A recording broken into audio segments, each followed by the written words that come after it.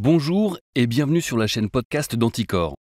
Dans cet épisode, nous vous proposons de revenir sur l'affaire des sondages de l'Élysée, dont le procès s'est tenu en janvier 2022. Nous rappelons que toutes les personnes citées dans ce podcast sont présumées innocentes tant qu'elles n'ont pas fait l'objet de condamnations définitives. Retour sur une affaire d'État, les sondages de l'Élysée. Entre 2007 et 2012, durant le quinquennat de Nicolas Sarkozy, la présidence de la République a commandé pour plus de 9 millions d'euros d'enquêtes d'opinion à des sociétés amies. C'est un rapport de la Cour des comptes qui met le feu aux poudres en juillet 2009. S'engage alors une bataille judiciaire inédite à laquelle journalistes et citoyens engagés vont prendre part. On découvre dans le secret du palais présidentiel un recours abusif aux sondages, un mépris des règles des marchés publics et des arrangements entre amis. Des commandes ont en effet été passées pour plus de 9 millions d'euros à la charge du contribuable, quand bien même certaines avaient un objet manifestement personnel ou partisan. À l'automne 2021, Anticor a plaidé sa cause dans cette affaire. L'association anticorruption avait porté plainte 11 ans plus tôt pour alerter la justice et dénoncer des faits constituant des atteintes graves à la probité au cœur de l'Élysée sous le mandat de Nicolas Sarkozy. Claude Guéant, Patrick Buisson, Pierre Giacometti, Emmanuel Mignon, les noms des acteurs de cette affaire sont le reflet de toute une époque politique, le début des années 2000. Pour nous éclairer sur cette affaire et évoquer les coulisses du procès, nous recevons en fin d'épisode l'un des principaux acteurs de cette bataille judiciaire, Maître Jérôme Karsanti, l'avocat d'Anticor, qui a plaidé pour cette affaire.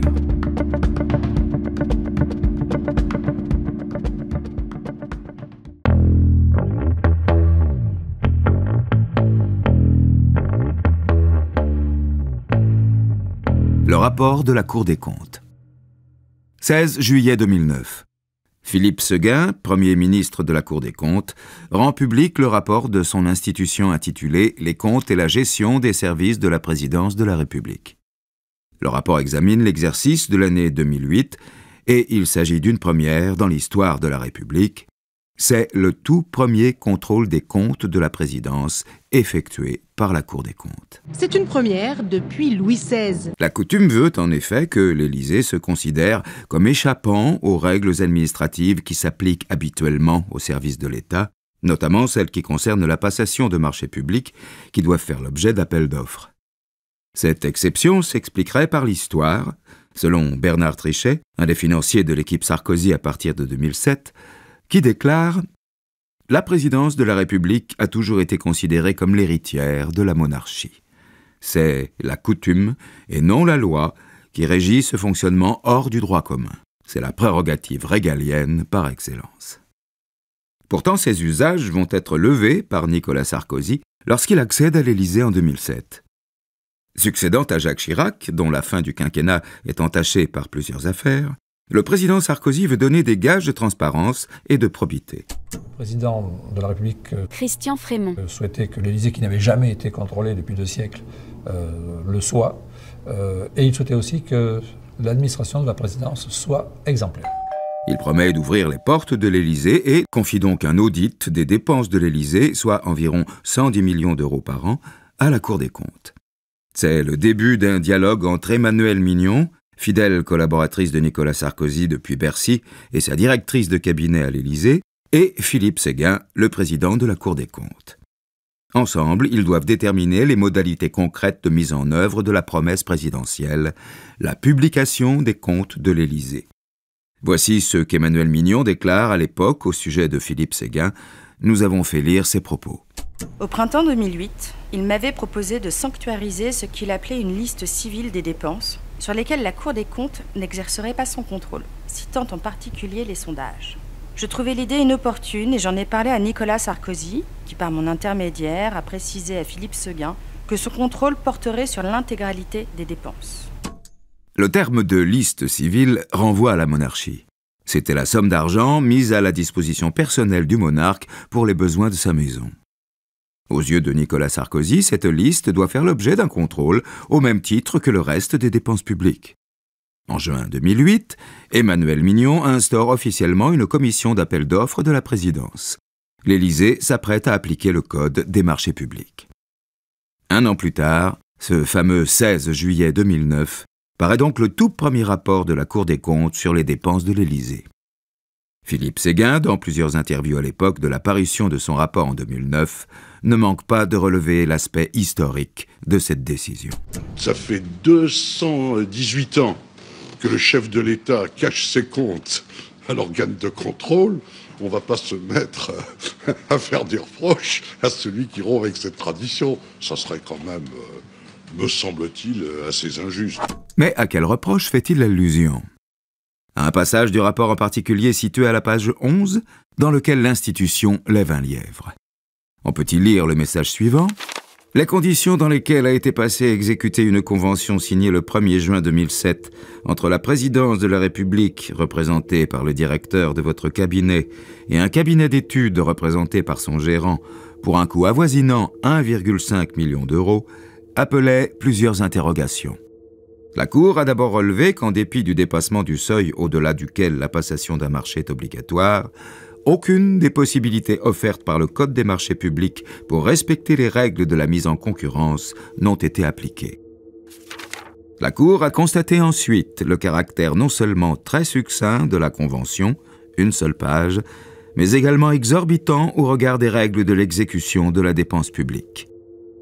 Dans le cadre de la mission dite d'exécution de sondage, la Convention prévoit en effet que ce cabinet sera chargé de juger de l'opportunité, dans le temps et dans les thèmes, des sondages ou études d'opinion, dont il confiera l'exécution aux instituts spécialisés de son choix, sur la base d'une facturation ponctuelle incluant la rémunération par ledit cabinet de ses sous-traitants techniques. Comme on le voit, le cabinet d'études évoqué par la Cour des comptes disposait d'une totale liberté d'appréciation. Autrement dit, la présidence n'aurait ni la maîtrise ni le contrôle tant de l'engagement que du montant des dépenses correspondant à ce contrat. Aucun bon de commande n'était émis. La présidence recevait l'étude accompagnée d'une facture indiquant le titre du sondage et sa date de réalisation, sans aucun autre élément permettant d'attester de la réalité du service fait et de son coût réel. Parmi ces sondages, la Cour révèle que 15 d'entre eux correspondent à des études d'opinion qui ont fait l'objet de publications dans la presse. Réalisée par Opinionway, il s'agit d'une enquête bimensuelle baptisée Politoscope, qui paraissait notamment dans Le Figaro et sur la chaîne LCI. Pourquoi l'Élysée payait-il pour des études publiées dans la presse ? Faut-il y voir un cadeau ou une faveur faite à certains médias ? Ou plutôt une double facturation mise en place par le cabinet d'études ? Mais la première question que tout le monde se pose à la lecture du rapport, c'est celle de l'identité de ce fameux cabinet de conseil que la Cour des comptes prend soin de ne pas nommer. C'est Mediapart qui le révélera. Il s'agit de Publifact, une entreprise pilotée par Patrick Buisson, conseiller stratégique du chef de l'État, Nicolas Sarkozy. Mais qui est Patrick Buisson ? En novembre 2021, Camille d'Auxerre revient sur son parcours sur France Info. C'est ce qu'on appelle un homme de l'ombre. Ancien conseiller de Nicolas Sarkozy, la première fois qu'on le retrouve dans les archives, c'est ici, en 1985. Programme économique du Front National. C'est lors d'un rassemblement du Front National, dans ses mains, un livre consacré à Jean-Marie Le Pen dont il est l'auteur. Proche du Front National donc, il est aussi rédacteur en chef du journal d'extrême droite, Minute. Après Minute, il passe par Valeurs Actuelles, puis intègre un média davantage grand public, LCI. Depuis 5-6 ans en France, on voyait monter dans toutes les enquêtes le thème de l'insécurité. De moins en moins journaliste, Patrick Buisson devient l'homme de la réconciliation des droites. En 2007, il quitte les plateaux télé et devient conseiller de Nicolas Sarkozy, alors candidat à la présidentielle. Il doit l'aider à gagner des voix d'extrême droite. Historien et journaliste venu de l'extrême droite, Patrick Buisson rencontre Nicolas Sarkozy en 2005. Il obtient rapidement sa confiance et joue un rôle déterminant pendant sa campagne présidentielle de 2007. En lui remettant la Légion d'honneur, Nicolas Sarkozy déclare « Il y a très peu de personnes dont je puisse dire « Si je suis là, c'est grâce à eux. Patrick Buisson est de cela. » À l'Élysée, le président Sarkozy fait de Buisson son plus proche collaborateur. Le Palais signe avec sa société Publifact, le 1er juin 2007, un contrat prévoyant une rémunération mensuelle de 10 000 € ainsi que la fourniture de sondages à sa libre appréciation dans un budget annuel de 1,5 million d'euros.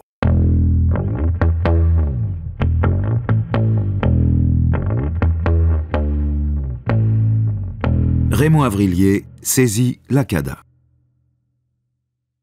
Le 4 août 2009, un mois après la publication du rapport de la Cour des comptes, un certain Raymond Avrillier, maire adjoint honoraire de Grenoble et citoyen engagé, rédige un courrier à la présidence de la République. Il y demande la communication des prestations de conseil et sondages de l'Élysée de 2007 à 2009, et notamment les appels d'offres et les factures. Raymond Avrillier se saisit là du droit qu'a chaque citoyen de consulter les documents administratifs. Sans réponse de l'administration interrogée, le citoyen peut saisir la CADA, la Commission d'accès aux documents administratifs, qui peut forcer la main à une administration récalcitrante si elle estime que la requête est justifiée. La présidence ne répond pas à Raymond Avrillier. Le 4 octobre, ce dernier saisit donc la CADA qui émet un avis favorable à la communication de ces documents. Mais la présidence refuse toujours de les communiquer.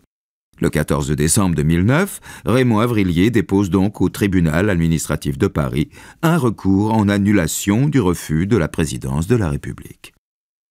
Parallèlement, le 5 octobre 2009, à l'occasion de l'audition du ministre chargé des relations avec le Parlement consacré au budget de la présidence, la Commission des finances de l'Assemblée nationale rend publique la liste des quelques 200 sondages payés par l'Élysée. Les députés socialistes pointent un problème majeur.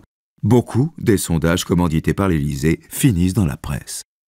Y aurait-il des médias partenaires de la présidence ?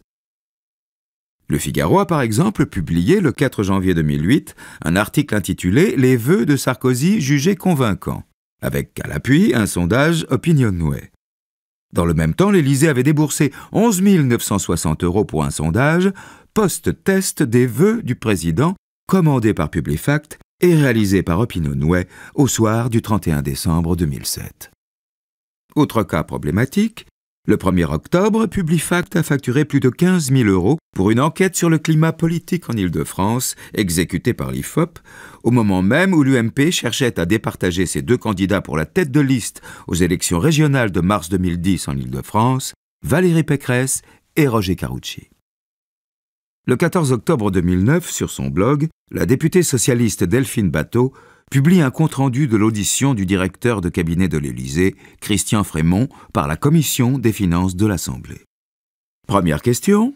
Christian Frémont affirme que l'Élysée payait pour des tris croisés, c'est-à-dire des tableaux détaillés croisant plusieurs variables, et que les médias qui achetaient les mêmes sondages ne recevaient qu'une partie de ce travail.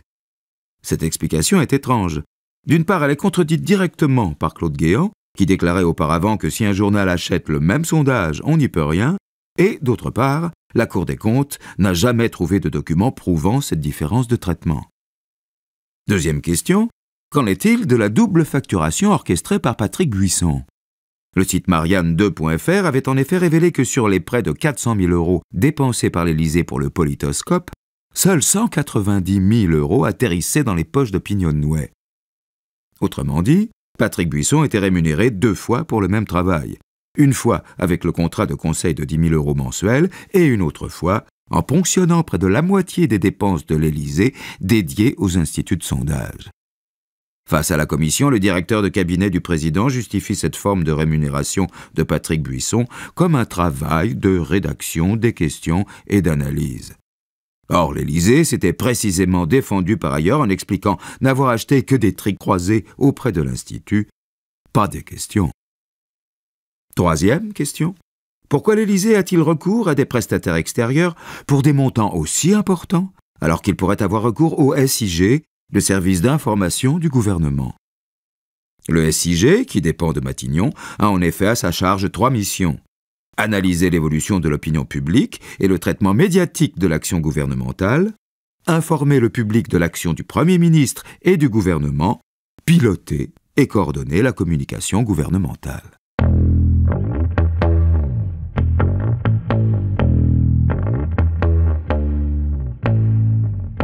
Anticor saisit la justice.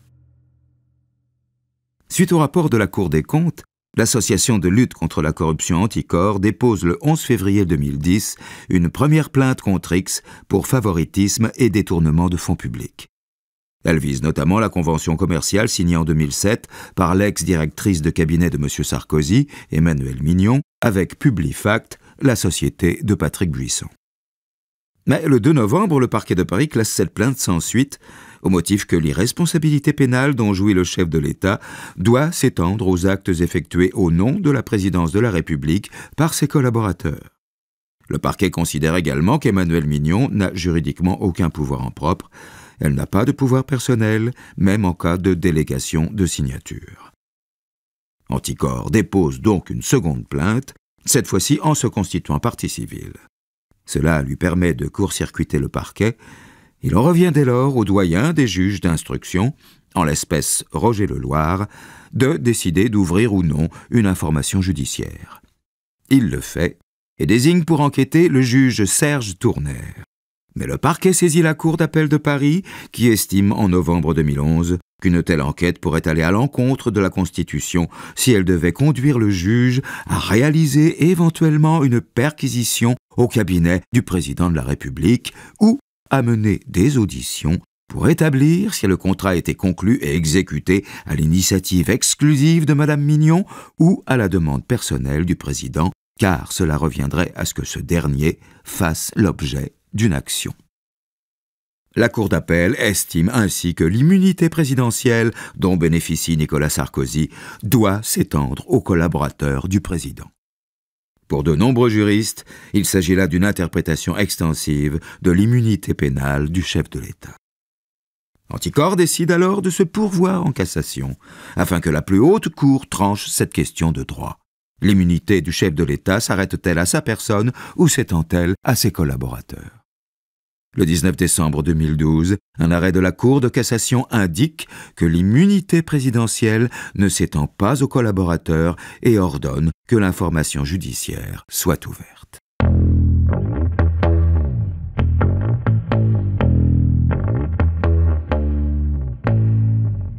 Nouvelle révélation.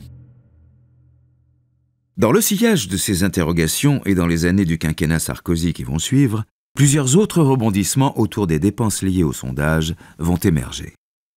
En avril 2011, Mediapart révèle que le ministère de la Défense avait commandé des sondages confidentiels sur des questions qui touchaient à la politique intérieure française et au parti présidentiel. Il s'agissait au début de mesurer l'efficacité des éléments de langage utilisés par Gérard Longuet sur la livraison d'armes aux insurgés en Libye et la sécurité des ressortissants français en Côte d'Ivoire dans l'émission Le Grand Jury, diffusée par RTL, LCI et Le Figaro. Mais dans le même sondage Opinionway, sont également sondés les propos qu'il a tenus sur la progression du FN et sur le conflit entre François Fillon et Jean-François Copé, ou encore sur le rôle du Premier ministre et du secrétaire général de l'UMP. 3 questions qui n'auraient jamais dû se trouver là.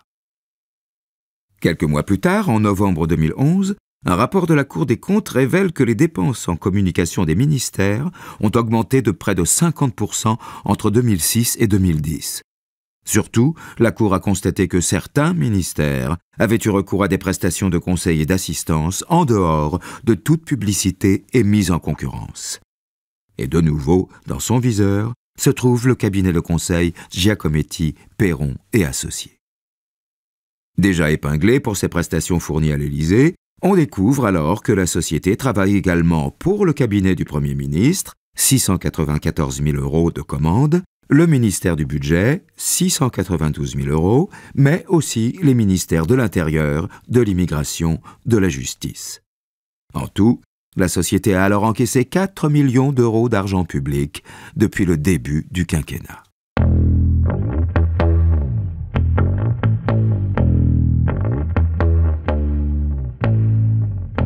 Les sondages sont rendus publics.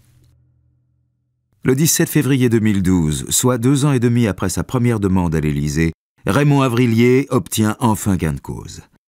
Le tribunal administratif se base sur la loi de 1978 qui donne à tous le droit d'accès aux documents produits par les autorités administratives et donne 1 mois à l'Élysée pour transmettre à Avrillier la quasi-totalité des documents relatifs aux études commandées entre 2007 et 2009.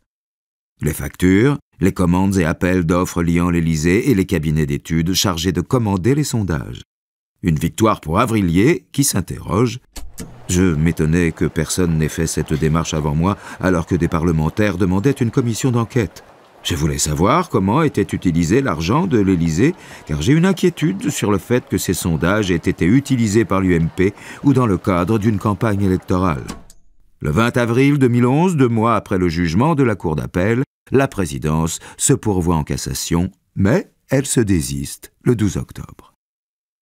Finalement, tous les documents sont transmis et permettent à Raymond Avrillier de révéler le montant total de ses prestations de sondage et conseil de 2007 à 2012. 9 388 201 €, dont plus de 7,8 millions sans publicité, sans appel d'offres ni consultation.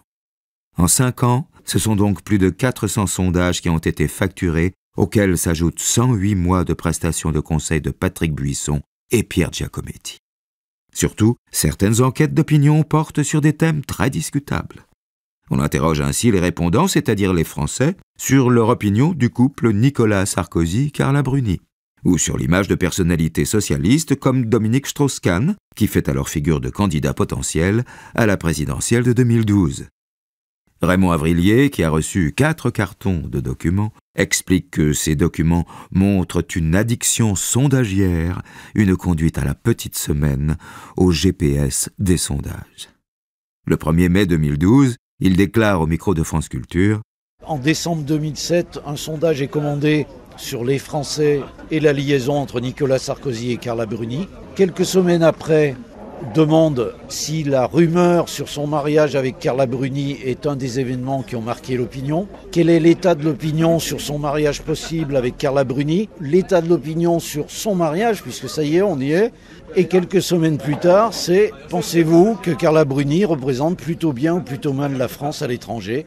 Le tout suivi d'un sondage toutes les semaines sur le comportement de Nicolas Sarkozy par rapport à sa vie privée, concernant sa vie privée, et l'opinion, qui est d'ailleurs très mauvaise, de l'opinion sur son comportement concernant sa vie privée. Un certain nombre de ces sondages portent sur des élections des têtes de liste UMP en Île-de-France pour les régionales ou les têtes de liste UMP pour les élections européennes. Mais aussi, tous les mois, dès 2007 et en 2008 et en 2009, pour l'instant j'ai que ça, il y a un sondage chaque mois sur les élections présidentielles de 2012. On peut s'interroger sur le fait que ces sondages concernent plus un parti politique ou un candidat au présidentiel qu'un président de la République. Ce sera aux juges, et pas seulement aux juges administratifs ce coup-là, de regarder ce qui concerne la suspicion de financement par une personne morale, la présidence de la République, d'un parti politique, l'UMP. En février 2011, un sondage interrogeait les Français sur l'intervention au journal télévisé de France 2 de Dominique Strauss-Kahn, alors probable candidat à la présidentielle. Un autre sondage se penche sur l'électorat écologiste et l'opinion des sympathisants socialistes. On interroge par exemple les Français sur les qualités requises pour être un bon candidat ou un bon premier secrétaire du PS. Il ne s'agit là que d'un échantillon. Les policiers de la brigade de répression de la délinquance économique, chargés de cette enquête avec le juge d'instruction Serge Tournaire, ont épluché une masse d'archives colossales. Celle-ci révèle une présidence Sarkozy dépendante au sondage qui en commande en moyenne pour 2 600 € par jour, plus 1 500 € pour les analyses de Patrick Buisson et du cabinet Giacometti, Perron et Associés. Au total, près de 7,5 millions d'euros hors taxes seront ainsi déboursés entre 2007 et 2012 pour sentir l'opinion. Nicolas Sarkozy recevait même directement certains scores sur son portable, comme l'a confié le publicitaire Jean-Michel Goudard sur procès-verbal. Pour prendre des décisions, on a besoin de savoir si ça passe ou si ça casse, justifiera plus tard Claude Guéant.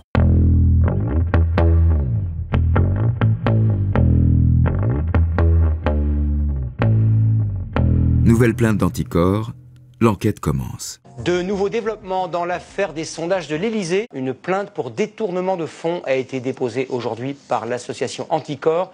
Elle vise indirectement Nicolas Sarkozy et Patrick Buisson, qui étaient chargés des études d'opinion à l'Élysée, des études qui n'auraient pas fait l'objet d'appels d'offres. Face à ces révélations et sur la base des documents obtenus par Raymond Avrillier sur la période 2007-2012, Anticor va déposer une nouvelle plainte le 8 octobre 2012 et se constituer partie civile au chef de détournement de fonds publics, complicité et recel.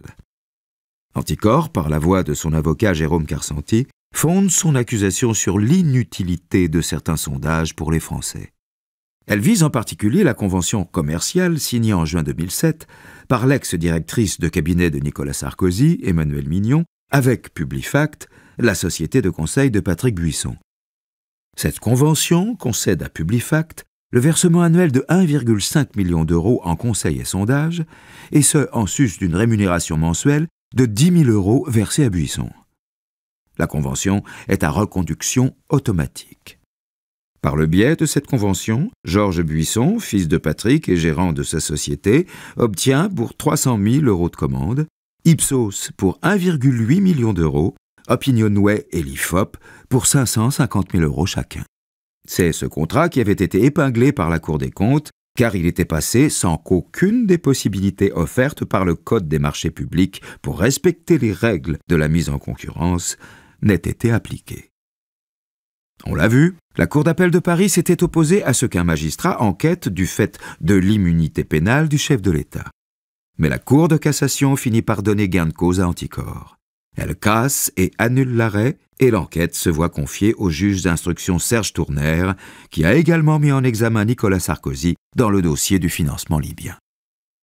Le 3 juin 2015, le juge ordonne la mise en garde à vue de 6 personnes proches du chef de l'État. Les anciens secrétaires généraux de l'Élysée, Claude Guéant et Xavier Muscat, l'ancienne directrice de cabinet de Nicolas Sarkozy, Emmanuelle Mignon, les anciens conseillers à l'Élysée Jean-Baptiste de Froment et Julien Volpré, et le publicitaire Jean-Michel Goudard. 3 ans plus tard, en 2018, le parquet national financier termine enfin son enquête et le 6 novembre, il requiert le renvoi en correctionnel des proches de Nicolas Sarkozy et des instituts de sondage concernés.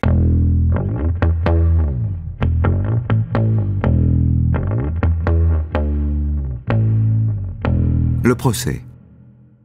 Le procès de l'affaire des sondages de l'Élysée s'ouvre le 18 octobre 2021 devant la 32e chambre correctionnelle du tribunal judiciaire de Paris, soit plus de 12 ans après le rapport de la Cour des comptes.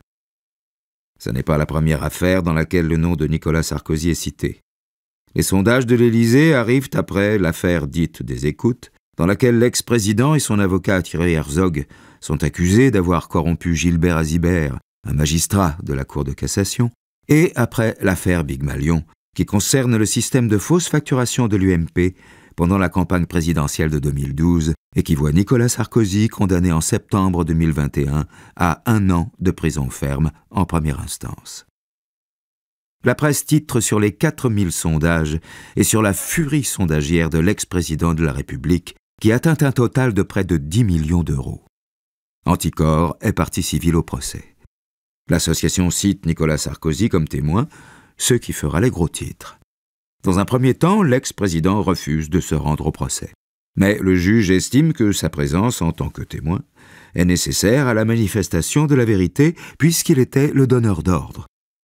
Un mandat d'amener est donc émis à son encontre par le juge d'instruction, ce qui veut dire que si Nicolas Sarkozy ne s'était pas finalement présenté de lui-même, c'est la police qui se serait chargée de l'escorter jusqu'à l'audience. Comme on le verra dans l'interview, Nicolas Sarkozy se présente donc finalement devant le tribunal, mais il choisit de ne pas répondre aux questions du président du tribunal et se contente de prononcer un court discours pour justifier sa position. Sa défense entière s'appuie sur l'article 67 de la Constitution et sur le principe d'immunité. Le président est pénalement irresponsable pour les actes accomplis en cette qualité. Selon ses avocats, sa venue serait inconstitutionnelle et disproportionnée. Ils dénoncent un procès politique, un acharnement judiciaire et le non-respect du principe de séparation des pouvoirs. Puis, le parquet national financier fait ses réquisitions. Le vendredi 21 janvier 2022, le tribunal rend son jugement. Le président Benjamin Blanchet déclare « Les prévenus ont non seulement violé l'ordre public économique en enfreignant les principes directeurs de la commande publique, mais également rompu le lien de confiance que chaque membre de la communauté nationale est légitimement en droit de tisser avec ses dirigeants publics, élus ou nommés. La répression de comportements de cette nature, symptomatique d'une perte de repères cardinaux et d'un privilège accordé à des intérêts économiques privés. » Claude Guéant, l'ex-secrétaire général de l'Élysée organisait la signature des contrats de sondage. Il est renvoyé en correctionnel pour favoritisme et détournement de fonds publics par négligence. En janvier 2022, il est condamné pour favoritisme à 1 an d'emprisonnement, dont 4 mois avec sursis, assorti d'un mandat de dépôt. Il était alors déjà incarcéré pour l'affaire des primes du ministère de l'Intérieur. Il est le seul à faire appel de sa condamnation. Emmanuelle Mignon était la directrice de cabinet de Nicolas Sarkozy. C'est elle qui a signé le premier contrat avec Publifact et elle est renvoyée pour les mêmes motifs. En janvier 2022, elle est condamnée à 6 mois de prison avec sursis. Patrick Buisson était en même temps le conseiller politique de Nicolas Sarkozy et le patron des sociétés Publifact et Publiopinion. Il a tiré un profit financier important de ses commandes de sondage. Lui et ses sociétés ont reçu au total 3,3 millions d'euros de l'Élysée pendant le quinquennat. Il est renvoyé pour recel de favoritisme, détournement de fonds publics et abus de biens sociaux. En janvier 2022, il est condamné à 2 ans de prison avec sursis et à 150 000 euros d'amende. Les sociétés Publifact et Publiopinion sont condamnées respectivement à des amendes de 500 000 euros et 50 000 euros. Nocom, la société de Pierre Giacometti, écope de 300 000 euros d'amende et Ipsos, 1 million d'euros pour recel de favoritisme. Pierre Giacometti était le patron de la société Giacometti-Perron qui donnait des conseils en stratégie à Nicolas Sarkozy. Il a tiré lui aussi un profit de ses commandes d'études en les facturant plus de 2 millions d'euros. En janvier 2022, il est condamné à 6 mois de prison avec sursis et 70 000 euros d'amende. Jean-Michel Goudard était le conseiller stratégie de M. Sarkozy. C'est lui qui a signé les reconductions des contrats avec Publifact après le départ d'Emmanuelle Mignon, accusé de favoritisme et mis en examen en 2016. Il décède en 2020. Julien Volpré était conseiller technique de Nicolas Sarkozy, chargé de l'opinion. Il participait à la commande et l'analyse des sondages, renvoyé pour le même motif. Il est finalement relaxé. Pour entrer dans le détail de la procédure judiciaire, nous vous proposons maintenant le témoignage de maître Jérôme Carsanti, l'avocat d'Anticor dans cette affaire.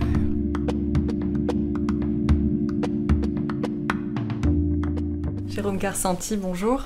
Bonjour. Vous êtes avocat, membre du syndicat des avocats de France, ancien membre du CNB. Vous êtes également membre du conseil d'administration de la Maison des lanceurs d'alerte et du comité éthique du journal Le Monde. On retrouve dans les affaires que vous portez la lutte contre la corruption, la défense de la probité, de l'intérêt général, notamment auprès de l'association Anticor. Est-ce que vous pourriez nous parler de votre engagement auprès de cette association ?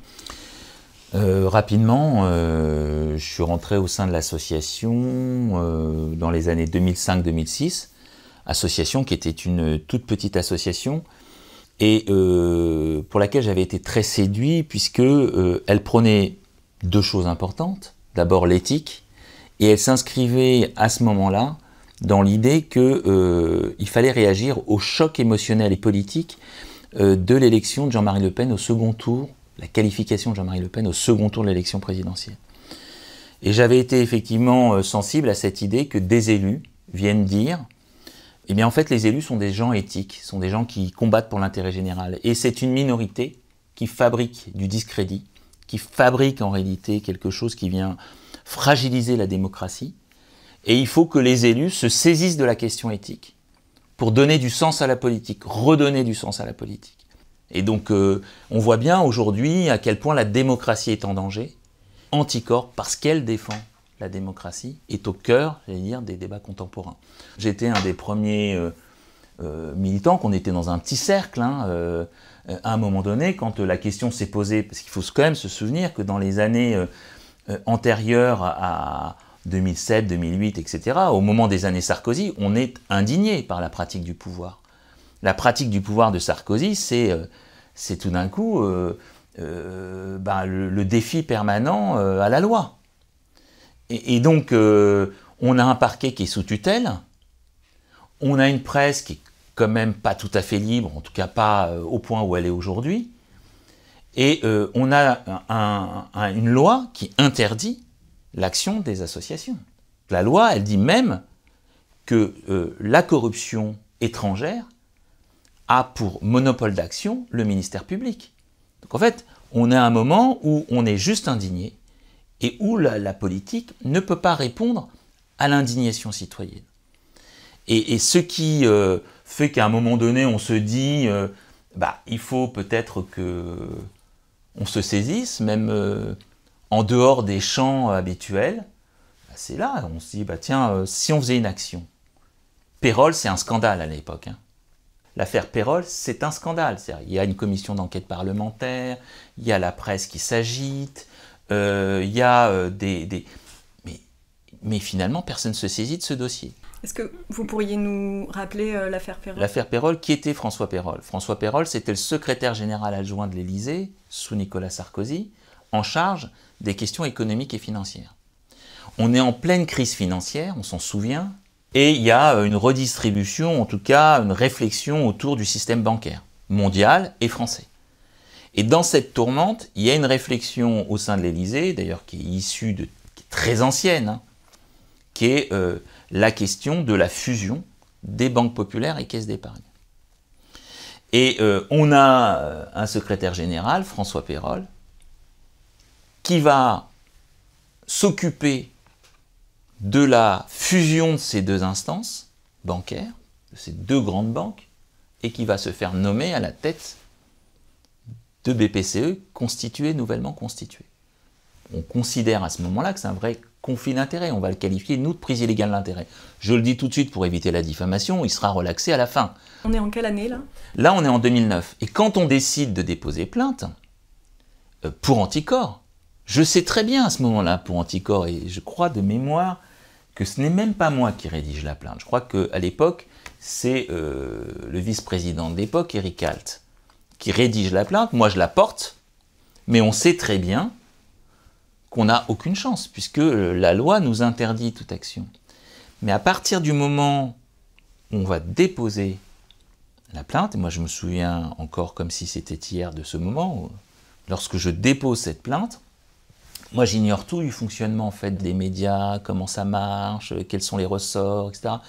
Et vraiment on dépose plainte parce qu'on se dit que ça ne peut pas durer, que comme il n'y a pas de réponse, on ne peut pas laisser ça comme ça.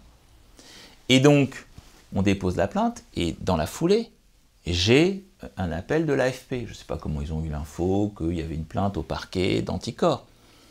Et j'ai un appel de l'AFP, je décroche, je parle avec le journaliste, c'était Mathieu Foulque de mémoire, et ça dure, l'entretien dure 2 minutes, je raccroche, et là, ça a été... mon cabinet a été enseveli par les médias, parce qu'il y avait ce besoin, en réalité, de réponse citoyenne. Et l'affaire Pérolle, elle va s'arrêter parce qu'il va y avoir quand même une enquête préliminaire.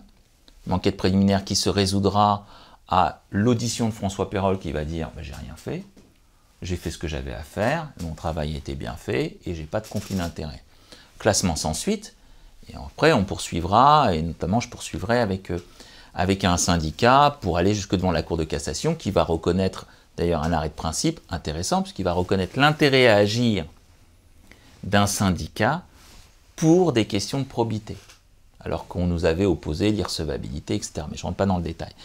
Mais voilà, mon combat et la naissance de mon combat avec Anticor, c'est d'abord un engagement pour sauvegarder, ou en tout cas pour défendre l'idée du politique, et deuxièmement, après, un engagement judiciaire. L'affaire qui nous intéresse, c'est l'affaire des sondages de l'Élysée. Est-ce que vous pouvez nous dire votre premier souvenir de cette affaire ? Alors on est, je crois, toujours dans ces années 2009, et on a été séduit, je dois le dire, par le coup médiatique. Et on s'est dit, finalement, on gagne peut-être pas juridiquement, mais on gagne politiquement. C'est-à-dire qu'on fait avancer la cause anticorruption parce qu'on donne de l'écho à ce qui reste normalement tu. Et donc, publication du rapport de la Cour des comptes, en juillet 2009, et on n'a pas tout le rapport. C'est ça qui est intéressant. On a les conclusions du rapport. Et les conclusions du rapport, elles sont assez intéressantes, puisqu'elles viennent dire, sans rentrer trop dans le détail, mais en gros, qu'il y a des instituts de sondage qui ont des pratiques étranges, puisque à la fois, on va dire qu'il y a des sondages qui sont facturés plusieurs fois au même prestataire, et donc Publifact, qui est la société montée par Patrick Buisson, bras droit, éminence grise de Nicolas Sarkozy, n'est pas cité dans le rapport. Hein. On parle d'une société, tout est un peu opaque. Mais il dit aussi qu'il y a une convention qui est passée entre une société Publifact et l'Élysée, et que cette convention, elle laisse, et c'est ça qui était aussi très intéressant sur le plan politique. Sur le plan politique, on a Patrick Buisson, président de la société Publifact, qui se voit au terme de cette convention libre de fixer le quantum des sondages, la nature des sondages, l'objet des sondages, et pour un prix qui est totalement libre. C'est-à-dire qu'en fait, il avait carte blanche. Et où il y avait une problématique importante sur le détournement d'argent public, c'est que finalement, on avait quelqu'un, Patrick Buisson, qui était présenté comme le bras droit, c'est-à-dire qu'en réalité, il aurait dû intégrer un cabinet politique, il aurait dû être le conseiller payé par l'Élysée de Nicolas Sarkozy, mais que ça, c'était pas assez bien payé. Et que c'était beaucoup, beaucoup plus simple de faire une convention, où là, c'était une société, et il pouvait facturer librement ses prestations. Et il y a énormément de prestations qui étaient facturées librement, et puis qui ne donnaient lieu, en réalité, à aucune contrepartie écrite. Donc on avait un conseiller occulte, hein, qui avait une rémunération fixe, et puis des rémunérations variables sur les sondages qu'il commandait librement en quantité voulue. Et donc c'était un puissant fonds avec de l'argent public. Et on dit aussi que le Code des marchés publics, c'est ça qui était intéressant, c'est que le Code des marchés publics n'avait pas été respecté. Et donc c'est à commencer, si vous voulez, une réflexion autour, est-ce que le Code des marchés publics s'applique, un, à l'Élysée, et deux, à des sondages. On reçoit ça, on voit ça, on lit ça, et on dit, bah, on a déjà marqué un point dans l'affaire Peyrolle, tentons le coup dans l'affaire des sondages. Parce qu'en droit, on a raison. Et en tout cas, on s'appuie sur quelque chose, pour le coup, là, qui n'est pas la presse, qui est un rapport de la Cour des comptes, présidé à l'époque par Philippe Seguin. Sur ces faits, l'association anticorruption Anticor dépose plainte pour délit de favoritisme le 10 février 2010. Dans quel état d'esprit êtes-vous au moment de ce dépôt de plainte? Combatif, toujours. Très combatif, et je sais, et ouais, peut-être que rétrospectivement c'est prétentieux de le dire, mais je me dis à ce moment-là, tu vas vivre un enfer, parce que s'attaquer à Sarkozy dans sa toute-puissance de l'époque, je me dis, mon cabinet, ça va... Je ne sais pas ce qui va se passer. Donc j'ai à la fois le sentiment d'une certaine gravité, un gros esprit de combativité, mais une inquiétude. Je travaille ma plainte. À l'époque, je crois que c'est Jean-Christophe Picard qui préside l'association. Mais je suis un peu seul, hein, au fond. Là, vous savez que sur le plan procédural, il faut, quand on dépose une plainte, d'abord une plainte au procureur de la République, et on sait qu'il faut attendre 3 mois pendant lesquels c'est gelé. Au bout de 3 mois, la partie civile retrouve ses droits, et elle peut déposer une plainte avec constitution de partie civile, ce qui lui permet de voir désigner un juge d'instruction. Donc, on dépose la plainte au parquet, on n'en attend rien du parquet, par définition, puisque le parquet, on sait qu'il est aux ordres. Hein. Et là, se passe quelque chose d'assez intéressant sur le plan procédural. C'est qu'au moment de la plainte avec constitution de partie civile, on a des réquisitions, ce qui n'arrive jamais. Normalement, quand vous faites une plainte avec constitution de partie civile, vous demandez au doyen de désigner un juge d'instruction, c'est quasiment automatique. Enfin, la seule condition, c'est que la plainte vise une infraction existante et que les faits ne soient pas prescrits. Mais au stade de la plainte avec constitution de partie civile, il y a une automaticité, c'est qu'un juge d'instruction est désigné. Sauf dans des cas exceptionnels où à ce moment-là, on a des réquisitions du procureur de la République qui vient dire non, n'enquêtez pas pour une raison majeure. Et là, le procureur de la République va effectivement faire des réquisitions aux fins de non informer. Il dit, vous n'ouvrez pas d'enquête, vous n'ouvrez pas d'information judiciaire parce que vous ne pouvez pas le faire. Et qu'est-ce que va invoquer le procureur de la République? Il va invoquer l'immunité du chef de l'État. Et il va dire, il y a une immunité qui est prévue par l'article 67 de la Constitution, qui protège l'Élysée, et par définition, vous visez Nicolas Sarkozy, même si ma plainte était contre X, elle visait bien sûr le premier représentant de l'État, mais elle visait l'ensemble des gens ayant participé à la fabrication de cette infraction, de ces infractions. J'y reviendrai parce que je vise deux infractions. Je vise le détournement de fonds publics et le délit de favoritisme. Mais je reviendrai sur le détournement de fonds publics. Le procureur de la République, à ce moment-là, qui est-il? C'est Marin. Je vous rappelle que M. Marin est celui qui est venu demander la relaxe de Jacques Chirac, procès dans lequel nous étions aussi. Tout ça, c'est quand même... c'est le même temps judiciaire, tout ça. Je crois que le procès de Chirac, c'est septembre 2011. Donc vous voyez, on est dans le même temps. Et donc, le procureur de la République fait des réquisitions aux fins de non informer. Il dit non, vous n'enquêtez pas, parce que l'immunité, c'est celle du chef de l'État, mais elle s'étend à l'ensemble des collaborateurs de l'Élysée. Et donc, vous ne pouvez pas enquêter. Et le parquet dit ça au juge d'instruction. Le juge d'instruction à l'époque, c'est Tournaire. Et le juge Tournaire va faire ce qu'on appelle une ordonnance de passer outre. Et pour cela, la procédure dit, un juge d'instruction, écoutez bien quand même, ce que ça signifie en termes de procédure, un juge d'instruction qui est un juge indépendant, qui ne veut pas être d'accord avec le procureur de la République, parce qu'il estime que ce que dit le procureur est faux, il doit motiver. Il doit rendre une ordonnance motivée où il explique les motivations. Et le juge Tournaire, il vient dire, la responsabilité du chef de l'État, l'irresponsabilité du chef de l'État, article 67, elle est personnelle, elle est individuelle. Elle ne peut pas s'étendre à l'ensemble de l'Élysée. Vous parlez de l'article 67 de la Constitution. Article 67 de la Constitution. Et c'est le parquet qui va faire appel de l'ordonnance de passer outre du juge d'instruction. C'est dans ces conditions qu'il va y avoir la chambre de l'instruction qui va être saisie et qui va rendre un arrêt confirmant en gros l'idée que pour le moment, l'enquête ne peut pas aboutir parce que si on enquête, alors pour tout de suite le dire, la chambre de l'instruction dit « Attention, parquet, vous avez confondu irresponsabilité et inviolabilité ».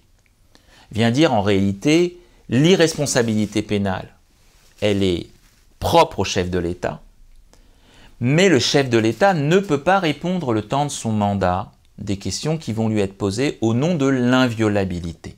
Article 67, alinéa 2.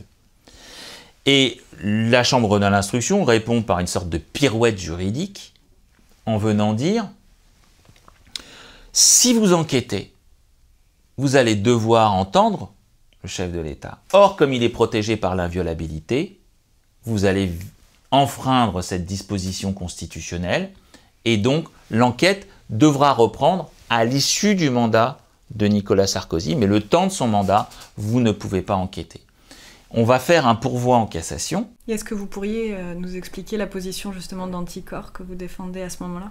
À ce moment-là, et d'ailleurs ça va être repris au moment du témoignage de Nicolas Sarkozy, c'est toujours la même rhétorique, on dit une chose simple. Ok, responsabilité pénale du chef de l'État. Je dis, 1, il y a ce qu'on appelle une faute détachable des fonctions. L'irresponsabilité, et d'ailleurs l'article 67 de la Constitution le dit, c'est irresponsabilité dans l'exercice des fonctions. Or, je considère à ce moment-là, mais je ne serai jamais suivi, d'ores et déjà, mais je vais le développer jusqu'au bout, je considère à ce moment-là que quand il y a des dépenses de sondage, pour savoir si son mariage avec Carla Bruni, ça a des effets positifs dans l'opinion publique, pour savoir quels ont été les effets sur l'opinion publique de telle intervention de François Hollande ou de tel opposant politique. Je considère qu'il n'est plus dans les fonctions du président de la République, mais qu'il est ou dans ses dépenses personnelles, ou dans ses dépenses d'opposants politiques, et que donc on est dans une faute détachable, et que l'infraction que je visais de détournement d'argent public est donc une faute qui l'engage lui personnellement, quelle que soit l'irresponsabilité visée par l'article 67. C'est le premier argument. Deuxième argument, ce que je dis, c'est l'irresponsabilité pénale, c'est une irresponsabilité personnelle. Un homme peut être irresponsable pénalement. C'est une dérogation qui, par définition, ne peut qu'être personnelle. Et donc, vous ne pouvez pas l'étendre, et vous êtes en train de faire de l'Élysée une citadelle imprenable qui viendrait couvrir d'une immunité théorique un ensemble de personnes qui ont concouru à la réalisation de cette infraction. Et donc, je disais à cette époque que ça n'est pas possible. Et c'est ce qu'a dit la Cour de cassation en disant, dans un arrêt de 2012, non, l'immunité du chef de l'État, l'irresponsabilité pour être précis, ne touche que et seulement que le président de la République. Sur le premier argument, en revanche, vous n'avez pas été... Sur le premier argument et jusqu'au bout, ni le juge Tournaire ne m'aura suivi, ni a fortiori la Cour de cassation. Ils vont estimer, le juge Tournaire avec qui j'avais eu de nombreuses réflexions, et j'ai fait de nombreuses notes en ce sens. Voilà, penser qu'on allait s'embarquer sur quelque chose de trop compliqué, qu'à l'époque, mettre en cause déjà un chef de l'État, c'était quelque chose de très compliqué, et que l'infraction était trop ténue pour finalement être qualifiée, qu'on allait risquer d'être utilisé à des fins d'allongement de la procédure, alors qu'on avait une infraction qui était facile, qui était le délit de favoritisme. C'est à ce moment-là que l'information judiciaire est officiellement ouverte ? C'est à ce moment-là que l'information judiciaire est officiellement ouverte. Mais qu'entre-temps, M. Raymond Havrier, militant, écologique, cow-boy solitaire, extrêmement performant et pertinent, va, lui, de son côté, faire son petit chemin. Et il va utiliser un autre biais.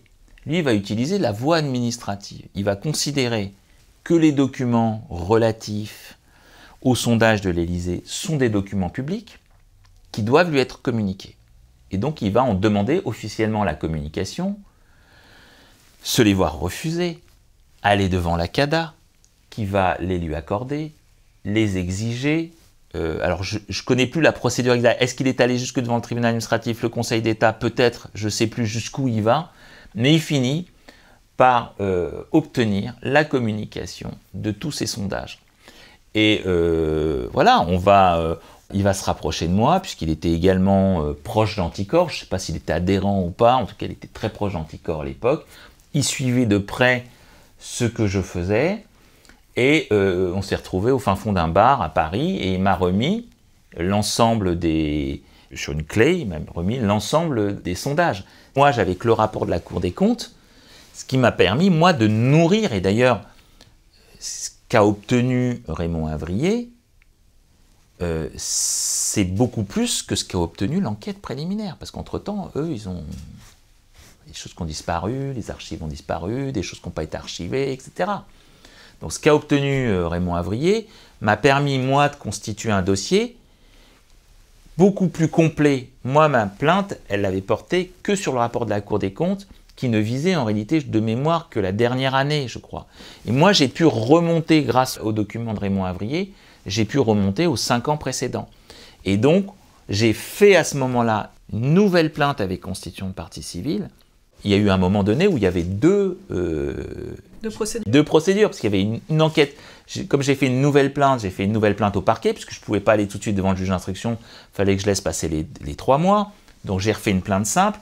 Il y avait l'arrêt de la Cour de cassation qui renvoyait le dossier devant le juge d'instruction, mais qui était partiel.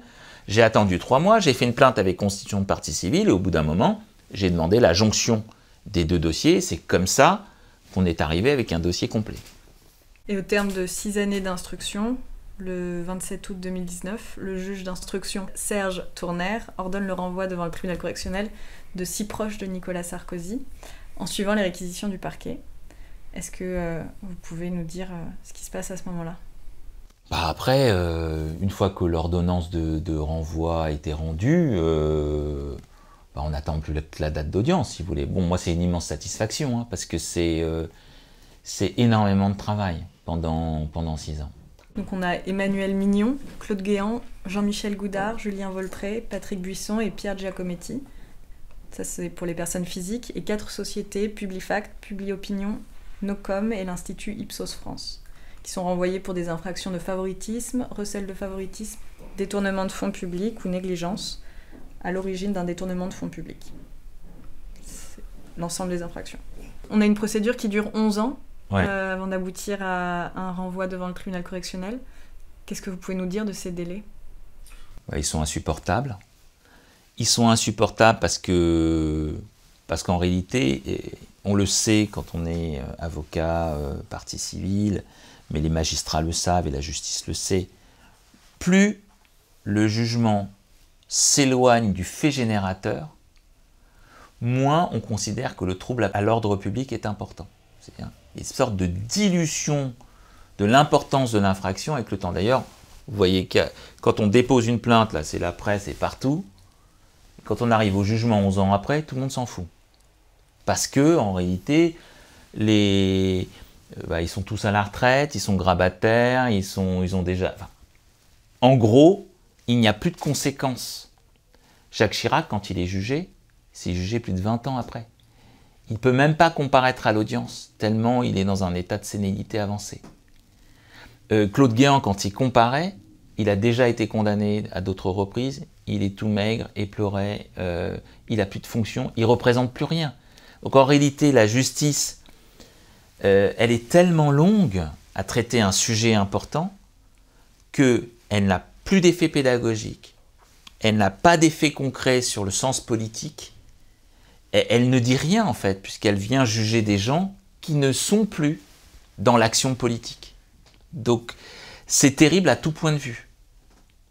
Et finalement, la justice, une fois saisie, une fois qu'elle rend ses décisions, même quand elle condamne, elle n'ose pas condamner fort. Est-ce que ce sont des délais qu'on retrouve dans les autres types de procédures ou... La justice est lente, la justice est lente, la justice pénale est lente, mais la justice financière est incroyablement lente. Elle est incroyablement lente pour plusieurs raisons. Elle est incroyablement lente parce qu'elle est peu dotée financièrement. Donc on n'a pas assez de magistrats. Alors j'allais dire, ces dernières années, j'ai vu qu'ils avaient recruté un peu, mais on n'a pas assez de magistrats, mais surtout, on n'a pas assez de services enquêteurs. C'est-à-dire qu'en fait, vous avez très peu de services spécialisés, et toutes les enquêtes arrivent dans ces services enquêteurs, et ils ne peuvent pas traiter. Le dossier des sondages de l'Élysée a été traité par une enquêtrice. Et comme c'est d'une grande complexité, une fois que vous êtes plongé dedans, vous ne pouvez pas le passer à votre collègue, il ne peut pas remonter l'ensemble du système. Donc, en réalité, vous n'avez pas assez d'enquêteurs, vous n'avez pas de volonté politique sérieuse de traiter la lutte anti-corruption, et là, je ne vais pas plaider dans le sens des avocats, mais vous avez une utilisation des droits de la défense par les avocats des mises en cause de haute technicité. C'est-à-dire que le code de procédure pénale est très compliqué. 90% des gens qui sont jugés, ils n'ont pas forcément beaucoup de moyens. Et donc, le code de procédure pénale n'est pas forcément épuisé dans son utilisation. Là, vous avez des gens qui ont des moyens, dont la réputation est en cause, dont l'avenir politique est en cause. Et donc, eux, ils savent très bien ce que je vous disais tout à l'heure sur la longueur des procédures et sur l'intérêt d'éloigner au maximum le moment où ils vont être jugés. Parce qu'ils savent que tant qu'ils ne sont pas jugés, ils sont présumés innocents et qu'ils peuvent continuer à exercer. Dupond-Moretti aujourd'hui, Alexis Collère aujourd'hui, ils sont toujours en poste. Et donc plus on éloigne le moment judiciaire, plus ils peuvent continuer tranquillement à exercer. Et comme ils ont les moyens de financer une défense de haute technicité, ils prennent les meilleurs avocats de France. Vous avez les plus grands pénalistes qui s'occupent d'eux, ce qui rend aussi la mission de l'avocat d'anticorps plus difficile parce qu'on a moins de moyens, tout seul. Je suis à Saint-Maur, j'ai pas 50 collaborateurs. Et moi, je ne vis pas avec Anticorps, je vis avec tous les autres dossiers. Eux, ils peuvent vivre avec un dossier comme celui d'Alexis Collère. Ils mettent 3 collaborateurs à temps plein sur Alexis Collère. Moi, je ne peux pas. Donc en réalité, il y a une inégalité des armes qui est liée aussi à l'inégalité des moyens du combat judiciaire et qui fait qu'ils ont tout intérêt à faire traîner. Et lorsqu'on arrive à l'audience, on a des questions prioritaires de constitutionnalité, on a des exceptions de nullité, on n'a pas encore fini. Le procès s'ouvre le 18 octobre 2021. Comment vous préparez votre plaidoirie? Est-ce qu'il y a des moments de l'audience particulièrement révélateurs? Quand j'arrive en 2021, j'ai 10 ans de bataille judiciaire, un peu plus de 10 ans de bataille judiciaire avec Anticor. Donc je me suis déjà frotté à des grosses audiences. Et donc je suis beaucoup moins terrorisé. C'est-à-dire l'esprit de combativité l'emporte sur une angoisse. Le procès Chirac, c'était tétanisant, parce que j'avais 30 avocats en face, les meilleurs de France. Moi, j'étais avocat inconnu. J'avais 2 procureurs à l'audience qui venaient demander la relaxe. La salle était blindée de journalistes, des journalistes du monde entier. C'était incroyable, cette affaire. C'était la première fois qu'on jugeait un ancien président. Donc là, il y avait une espèce de pression qui m'a vraiment terrorisé pendant des mois, hein. Je ne vous cache pas. Et ma plaidoirie, je me souviens encore au moment de l'affaire Chirac, 10 minutes avant de plaider, j'étais tellement angoissé que j'avais tout oublié. Je ne savais même plus comment j'allais commencer ma première phrase. Donc il y a des moments quand même très épuisants dans ce métier, hein. Là, au moment de l'affaire Sarkozy, moi, ça y est, j'ai tout ce qui est problématique, j'allais dire, d'affrontement personnel, c'est réglé. Je me prépare de façon très structurée. C'est-à-dire que j'ai un avantage par rapport au dossier Chirac, c'est que j'ai le parquet avec moi. Entre-temps est né le parquet national financier. Ça qui change tout, hein. L'arrêt de la Cour de cassation d'octobre 2012, c'est avant. Et c'est ça, ce dossier pour moi, et moi je fais encore une parenthèse, mais ce dossier il est très important parce qu'il reconnaît pour la première fois implicitement, sans le dire, la recevabilité d'Anticor. Parce que ils sont tellement focalisés dans leur défense, et quand je dis ils, c'est le procureur de la République et la défense. Ils sont tellement focalisés par l'idée qu'il faut trouver un argument. Et donc on va dire, les délits de favoritisme, ça ne s'applique pas à l'Élysée. Puis ils vont dire, il y a l'immunité qui s'étend. Qui ne pensent pas à soulever l'irrecevabilité d'Anticor. Personne ne pense à soulever l'irrecevabilité d'Anticor. Donc à remettre en cause son intérêt à agir. Ce qui était là-bas, c'est on n'avait pas d'intérêt à agir, on n'avait pas le droit. On n'avait pas le droit. Il y avait certes eu l'arrêt Transparency International de 2010, ou 2009, mais je crois que c'est 2010, mais qui était un arrêt de chambre restreinte, qui n'avait pas de portée générale, et qui ne disait rien, mais personne n'a pensé à soulever l'irrecevabilité d'Anticor. Et la Cour de cassation, elle répond aux moyens qui lui sont posés. Comme on ne lui pose pas la question d'Anticor, elle dit, il y a délit de favoritisme, en tout cas vous pouvez pas, et l'immunité, elle ne s'étend pas. Et donc, octobre 2012, arrêt, vient reconnaître pour la première fois, et c'est en cela que c'est pour moi une victoire juridique et judiciaire énorme, elle vient reconnaître implicitement la recevabilité de cette association. Et après, vous avez l'affaire Cahuzac, création du PNF, article 223 du Code de procédure pénale qui reconnaît la recevabilité des associations de lutte contre la corruption, dont Anticor, avec le décret, et paf, on rentre dans la recevabilité. Donc, ce qui change, pour répondre à votre question, ce qui change pour moi prodigieusement les choses par rapport à Chirac, c'est que j'ai le parquet qui vient faire des réquisitions de condamnation et qui me suit. Et j'ai une ordonnance qui me suit. Et donc, je suis partie civile, mais je suis une partie civile qui n'a pas le rôle du procureur à faire. Même si je joue toujours un peu le rôle du procureur, parce qu'on est sur des infractions d'intérêt général. Hein. Mais l'ambiance est une ambiance à couteau tiré, mais c'est une ambiance où on connaît Anticor. Anticor n'est plus, moi je rappelle, coucou judiciaire, au moment du procès Chirac, Jean Veil dit « Anticor, c'est un coucou judiciaire ». Kersinti, qu'est-ce que vous faites là? Sortez de la salle d'audience. Là, on est installé. Anticor est une association reconnue, respectée. Elle est recevable à agir. J'ai le procureur avec moi. Ça va, je suis installé. Vous voyez? Donc c'est une ambiance difficile, mais c'est une ambiance qui est quand même relativement sereine pour une procédure qui s'annonce Un vrai combat, mais un combat qui restera sous l'angle du droit et pas celui des anathèmes. Nicolas Sarkozy, dans cette affaire, a été convoqué. Est-ce que vous pourriez nous dire à quel titre et les questions que ça a posées? Ça, c'est encore une belle victoire d'Anticor. C'est une belle victoire d'Anticor puisque moi, depuis le début, je dis, attendez, c'est pas possible de juger cette affaire. Ok, il y a l'irresponsabilité pénale de Nicolas Sarkozy, mais depuis le début, je dis, il n'est pas possible que Nicolas Sarkozy ne soit pas entendu, au moins en qualité de témoin. C'était le minimum syndical. Donc j'avais fait cette demande d'acte devant le juge d'instruction. Le juge d'instruction, juge Tourner, avait convoqué Nicolas Sarkozy, qui avait fait savoir qu'au nom de son irresponsabilité, de son inviolabilité en tout cas, il ne pouvait pas répondre en sa qualité de témoin, et il n'est pas venu. À l'époque, le juge Tourner n'avait pas souhaité ordonner la convocation de Nicolas Sarkozy avec l'appui de la force publique. C'était son choix, moi je ne pouvais rien faire, on est partie civile, on n'est pas procureur, hein, donc ok. Donc l'affaire se présente en l'état, et moi, je sais que ce dossier, je vais vous dire la vérité, ce dossier, la presse s'y intéresse plus, quasiment plus. En gros, il s'est passé 10 ans, Nicolas Sarkozy, Guéant, tout ça, on sait qu'ils sont morts politiquement, ça n'intéresse plus. Moi, j'ai une question de droit que je me pose, c'est que je trouve inadmissible, fondamentalement, et là en tant que citoyen, que Sarkozy ne comparaisse pas, au moins comme témoin. Et deuxièmement, je me dis qu'il faut faire levier pour qu'on parle un peu de ce procès et de l'action d'Anticor. Et que la seule manière de parler d'Anticor, de ce procès, c'est de faire venir Nicolas Sarkozy.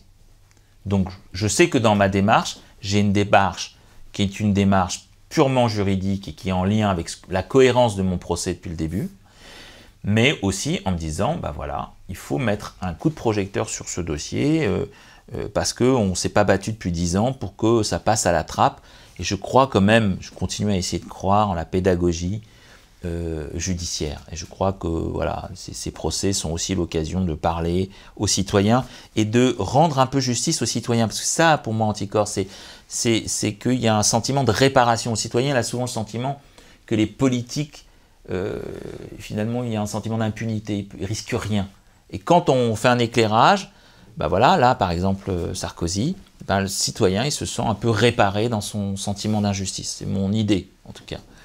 Et donc je fais ce qu'on appelle une citation à témoin. Je demande à ce que Nicolas Sarkozy soit entendu. Nicolas Sarkozy fait savoir par une lettre qu'il ne se présentera pas en raison du principe d'inviolabilité, dont je vous rappelle ce que ça veut dire, ce que dit l'article 67 alinéa 2 de la Constitution. On ne peut pas entendre comme témoin un président en exercice. Cette inviolabilité cesse 1 mois après le terme du mandat du président de la République. C'est l'article 67 alinéa 2. Et on est en 2021. Et on est en 2021. Donc il n'y a aucune raison pour que Nicolas Sarkozy excipe de l'inviolabilité pour ne pas répondre comme témoin. Et pourtant il le fait. Il le fait, le président lit cette lettre et estime qu'elle n'est pas fondée. Et il fait savoir, et vous savez que c'est quand même un procès public avec des proches de Nicolas Sarkozy, voilà, que Nicolas Sarkozy entende que si il ne se présente pas, nous irons le chercher avec les gendarmes. Là. Donc si vous voulez, il y a un froid dans la salle d'audience, parce que moi je suis encore passé pour quelqu'un qui faisait de l'esclandre, qui lançait des choses impossibles, tout le monde s'est opposé, le parquet s'est opposé là. Pareil, le procureur de la République n'a pas souhaité et a même dit il ne faut pas convoquer Nicolas Sarkozy. Donc là, j'étais encore tout seul, ça a été encore levé de bouclier de la défense qui fait son boulot, il n'y a pas de problème. Mais voilà, il y a souvent ce sentiment qu'on se bat contre beaucoup d'opposition. Mais j'avais le tribunal avec moi. Et le tribunal, par cette information, a contraint Nicolas Sarkozy à venir. Une fois qu'il était présent dans la salle d'audience, comment s'est déroulé le... C'était marrant parce que il a été fidèle à lui-même. Il a dit au nom de la séparation des pouvoirs, je ne répondrai à aucune de vos questions. Donc le président avait prévu une quinzaine de questions et il a toujours répondu, voilà, Au nom de la séparation des pouvoirs, je ne peux pas répondre. Au nom de la séparation des pouvoirs, je ne peux pas répondre. Voilà. Et donc moi, en tant qu'avocat d'Anticor, et d'ailleurs toutes les parties ont été invitées à poser des questions, je me suis dit, si je pose des questions sur le fond du dossier, il va me répondre la même chose. Au nom de la séparation des pouvoirs, je ne peux pas vous répondre. Et donc, j'ai plus en tête l'ensemble des arguments qu'il avait développés dans sa lettre, mais je me suis dit, je vais me décaler. Et je vais plutôt me placer, non pas sur le terrain du fond du dossier, mais lui demander d'expliquer son raisonnement juridique. En quoi l'inviolabilité ayant cessé en 2012 pouvait encore s'appliquer en 2021. Et j'ai essayé de voir avec lui, de travailler avec lui sur la séparation des pouvoirs, sur l'inviolabilité. J'ai posé des questions. Ça n'a pas duré 15 ans, mais ça a duré 10 minutes. Et 10 minutes où il ne m'a pas répondu, je ne peux pas vous répondre au nom de la séparation des pouvoirs, et il a été obligé, un peu, d'articuler quelques raisonnements qui se sont vite heurtés à l'absurdité du raisonnement. Et moi, c'était une satisfaction juste intellectuelle. Mais au moins, il avait répondu, et au moins, à mon sens, il était apparu ridicule. Vous vous souvenez exactement de ces formules? Non. Là, je ne vous dirai pas, je vais trahir, mais... Alors, je vais vous les lire. L'irresponsabilité est définitive. Je n'ai pas à répondre d'actes commis dans mes fonctions de président de la République devant un tribunal.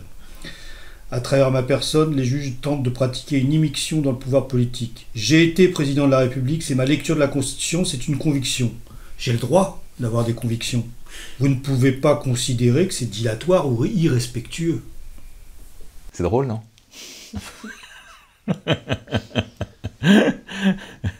Oui, il a le droit d'avoir des convictions. Ce qui est marrant, c'est qu'en matière de droit, c'est pas une question de conviction, le droit.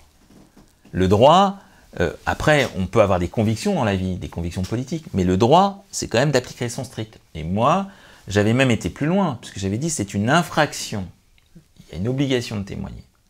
La loi, code pénal, code de procédure pénale, dit si vous êtes convié à témoigner, vous devez témoigner. Or, j'ai considéré, d'ailleurs je l'ai plaidé, qu'il n'avait pas témoigné, que le simple fait de venir n'était pas un témoignage, qu'il avait refusé de témoigner, et qui devait être poursuivi. Et j'ai demandé au parquet de poursuivre. On ne l'a pas fait. Mais voilà, ça fait partie des scénographies d'un procès. Le 21 janvier 2022, Claude Guéant a été condamné à 1 an d'emprisonnement, dont 4 mois avec sursis, Emmanuel Mignon à 6 mois de prison avec sursis, Pierre Giacometti à 6 mois de prison avec sursis et 70 000 € d'amende, Patrick Buisson à 2 ans de prison avec sursis et 150 000 € d'amende. On parle d'un préjudice de près de 9,4 millions d'euros d'argent public qui ont servi des intérêts autres que l'intérêt général. Quel regard portez-vous sur la nature et le quantum de ces peines? C'est difficile parce que je suis avocat et que je ne crois pas en l'exemplarité des sanctions pénales ordinairement. C'est-à-dire, je suis pas là, moi je suis un avocat de partie civile qui ne doit pas demander de peine, et quand je suis du côté de la défense, je considère que la prison ne répare pas. Et donc je suis dans une ambiguïté réelle, c'est-à-dire que à la fois je considère que les politiques sont épargnés par la justice, parce que 9,4 millions, si on fait un braquage de 9,4 millions d'euros, je ne pense pas qu'on prend 6 mois de prison en France. Donc les peines sont sous-évaluées. Elles sont bien sûr sous-évaluées par rapport aux autres délinquants. Alors que ça devrait être beaucoup plus lourd. On est face à des gens qui sont responsables, qui connaissent la loi, qui représentent l'intérêt général, qui sont des élus du peuple, et qui donc devraient être irréprochables. Et ce caractère d'irréprochabilité devrait conduire les tribunaux à prononcer des sanctions extrêmement lourdes. Mais ça, on a un décalage qui est un décalage... Moi, je pense qu'il y a de la sociologie judiciaire à faire, qui tente à changer, hein, parce qu'on a quand même des condamnations. Balkany a pris 4 ans, mais il est quand même relâché au bout d'1 an, parce qu'il est malade. Mon Rome qui a volé du câble électrique, il a beau être malade, il crève en prison. Hein, donc, il y a quand même toujours 2 poids 2 mesures. Il y a un rapport qui est un rapport d'identification. C'est des gens qui s'expriment bien, qui sont bien habillés, qui sont blancs, qui ont fait les mêmes études, souvent, que le juge. Et donc, il y a une forme d'identification des magistrats aux prévenus qui jugent, s'il n'y a pas une lucidité vraiment des magistrats et de déconstruction de leurs propres préjugés sociaux, ben on n'y arrivera pas. Mais ça, c'est quelque chose qu'on pourrait décliner voilà, sur toutes les affaires. Hein. Quand on est noir, détenu, voilà, on est toujours moins bien jugé que quand on est blanc et bien habillé. Ça, voilà. C'est aussi ça, la justice. Et aujourd'hui, Nicolas Sarkozy représente la France à l'étranger. Emmanuel Mignon exerce dans un cabinet d'avocats. Voilà. Tous ces éléments, ça dit aussi des choses de notre société qui rejoignent ce que vous venez de dire. Oui. Selon vous, quelles seraient les réformes importantes pour lutter contre la corruption? Et comment l'association Anticor pourrait porter ces propositions dans le débat public? Indépendamment des réformes, la question des moyens financiers à la justice de lutte anticorruption, c'est essentiel. C'est essentiel parce que aujourd'hui, la justice n'a tellement pas de moyens pour lutter contre la corruption qu'elle signe des conventions judiciaires d'intérêt public. C'est-à-dire qu'en fait, elle fait des contrats avec les corrompus. Parce qu'elle n'a pas les moyens d'enquêter.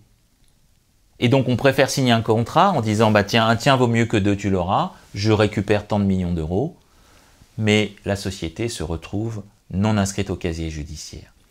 Donc pourquoi ça? Pourquoi il y a ces CJIP, Convention judiciaire d'intérêt public, ou ces CRPC, Convention sur reconnaissance préalable de culpabilité, plaider coupable à la française? C'est parce qu'on n'a plus les moyens d'enquêter suffisamment intelligemment au regard des moyens mis à disposition des forces qui arrivent à corrompre. Aujourd'hui, les grosses entreprises, les multinationales, les GAFA, elles ont plus de moyens qu'un État. Donc, comment voulez-vous que la justice française puisse lutter à armes égales sur la lutte anticorruption? Donc le problème majeur et massu, avant tout, c'est des moyens financiers. La deuxième chose essentielle, c'est l'indépendance de la justice et surtout l'indépendance du parquet. On a un parquet national financier qui fait un beau travail, mais tant qu'on aura collusion entre, quand je dis collusion, c'est un lien direct de subordination entre le procureur de la République et le pouvoir exécutif, on n'aura pas une justice qui pourra enquêter librement et il y aura toujours des risques de conflit d'intérêts au sein même de l'exercice de la justice. J'ai noté des choses moins importantes, mais quand même, dépaysement systématique des affaires de corruption locale. Moi, je suis saisi par la France entière de lanceurs d'alerte pour des corruptions locales qui mettent en cause des élus locaux. Les parquets protègent. Ils ne protègent pas parce qu'ils sont corrompus. Ils protègent parce que quand vous travaillez, quand vous êtes élu, vous travaillez avec le parquet local pour la protection de la police municipale, de la police, voilà, de l'ordre public. Et donc, c'est impossible de poursuivre un maire avec qui on bosse, on se retrouve le 31 décembre sous l'arbre de Noël. C'est impossible. Donc, il faudrait automatiser le dépaysement des affaires locales. J'ai noté la pénalisation du conflit d'intérêts. Conflit d'intérêts, c'est le problème endémique français.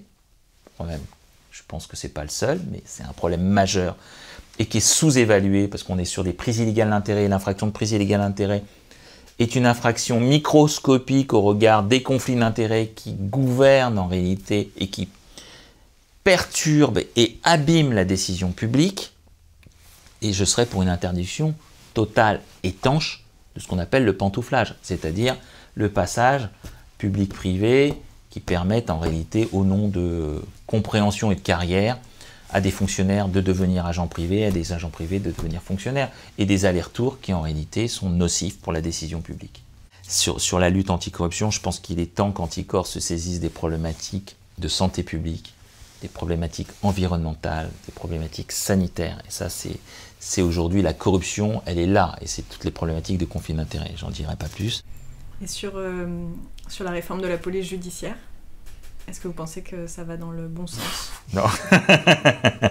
C'est une réflexion. Quant à la police judiciaire, si la police judiciaire est placée sous l'autorité du ministre de l'Intérieur, ben voilà, vous avez compris. C'est-à-dire qu'en réalité, la police judiciaire qui dépendait d'un parquet, qui n'est pas une autorité judiciaire indépendante, mais qui aussi dépendait d'un juge d'instruction qui pouvait ordonner des missions. On a vu des polices judiciaires qui devait respecter l'ordre judiciaire et l'ordre d'un juge indépendant. Si demain, c'est sous la tutelle du ministre de l'Intérieur, ça va dans le sens contraire de l'indépendance souhaitée et des investigations souhaitées par l'indépendance et le souci d'impartialité de l'enquête. Est-ce que vous voudriez partager autre chose ? Ouais, après, la question de fond, c'est qu'au final, la corruption, elle progresse.